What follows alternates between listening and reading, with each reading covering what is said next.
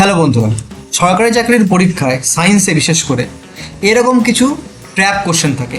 চলো আজকে আমরা একটা ট্র্যাপ কোশ্চেন নিয়ে আলোচনা করব। আমি এটাকে বলি পিএসসি ট্র্যাপ কোশ্চেন।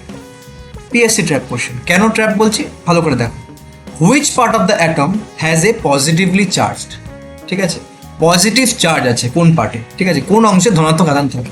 ঠিক আছে, এখানে মানে অপশন দেওয়া আছে ইলেকট্রন, প্রোটন, নিউট্রন, নিউক্লিয়াস। বেশিরভাগ লোকেরা যেটা করবে সেটা প্রোটন অ্যান্সার করে চলে আসবে, কিন্তু এর উত্তর প্রোটন হবে না। কেন হবে না? এর উত্তর হবে নিউক্লিয়াস। কেন নিউক্লিয়াস হবে? কারণ নিউক্লিয়াসের